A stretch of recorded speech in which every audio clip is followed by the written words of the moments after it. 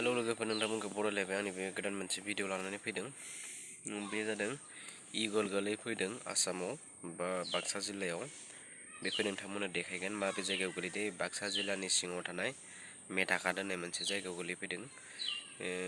बे गेलेग्रा फोथाराव 5:30 गोलैफैदों बियो माने इगला माबानि USA माने इउनाइटेड स्टेट आमेरिकानि लोगोसे बे इगलजों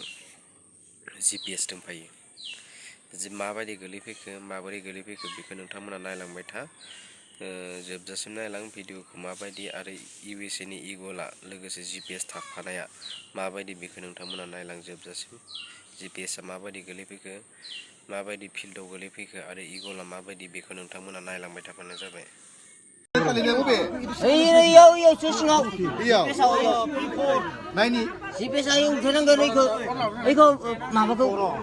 Entenaku biasanya